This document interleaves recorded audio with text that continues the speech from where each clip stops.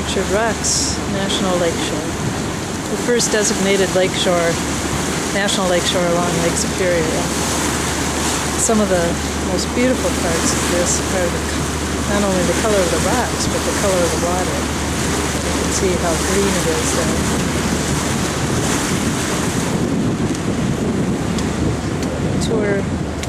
Full tour boat, full of kids on a spring field trip. You can see back where we were.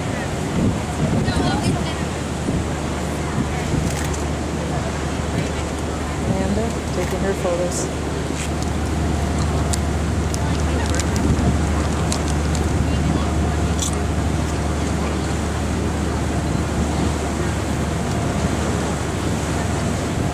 Of the rocks there, that's the area we're going to be hiking in a few days.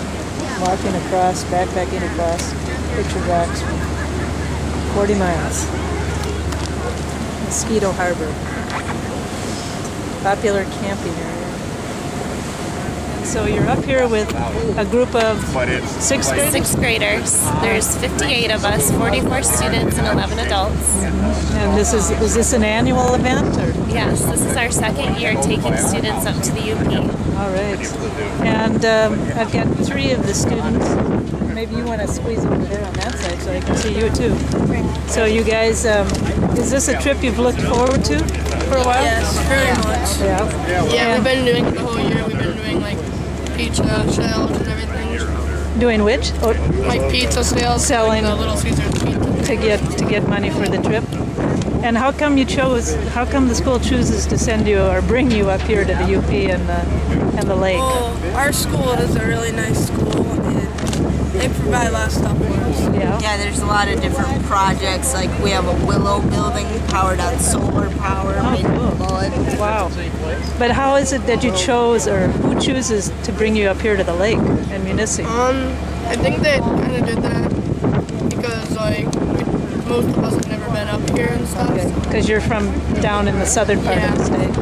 And it's kind of like Michigan, that's kind of like our state, and we have to learn about that. Yeah, right. So have you been studying about Lake Superior? Yeah, a little.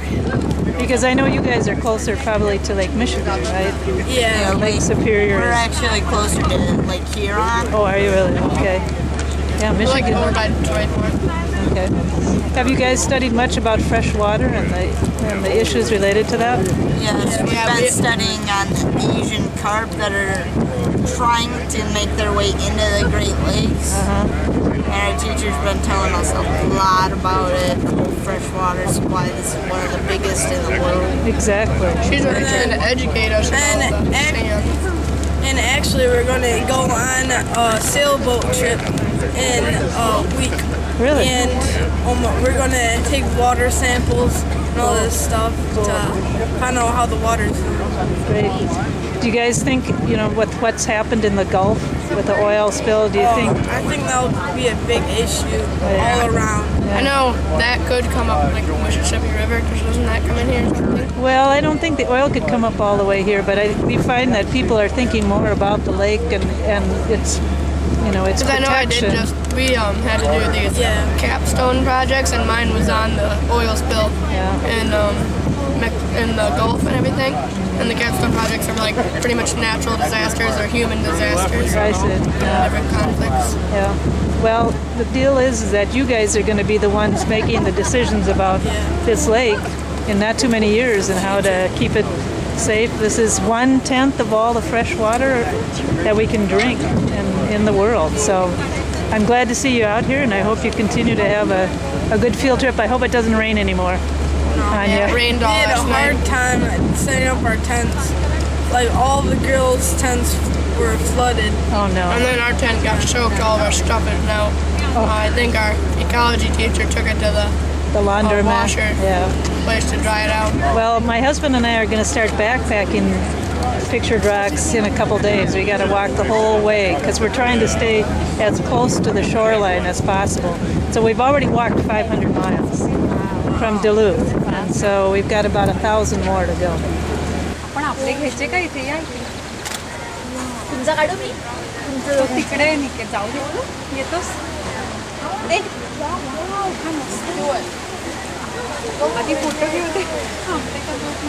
And for you geologists, here's a fault line.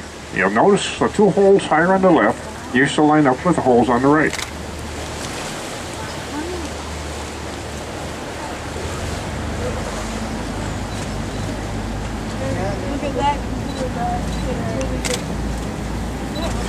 As you look up the shoreline a little ways, you see an archway underneath a large rock. That's called Lover's Leap.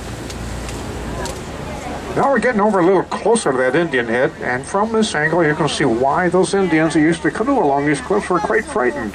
They called it Gitche Manitou, or the Great Spirit. And that Great Spirit has looked out at many a storm on Lake Superior. Notice how those storms have weathered his headdress. Indian Head is about 200 feet high. The next large formation is known as Grand Portal. According to government charts, Grand Portal is the highest of the rock formations along the entire Picture Rock shoreline, well over 200 feet high.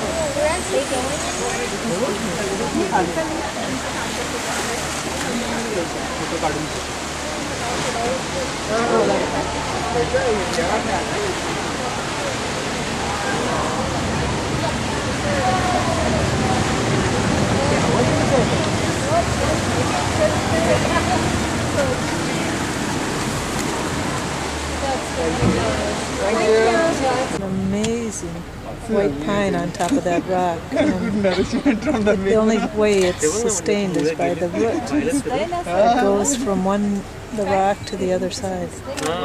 Now as we turn around to head back, you notice the rocks continue down about 2 miles, then it's sand all the way to Grand Marais. Furthest point you can see in the distance is Osavo Point. There's a lighthouse out on that point. Flashes white every 6 seconds. All part of the Park Service Picture Rocks National Lakeshore.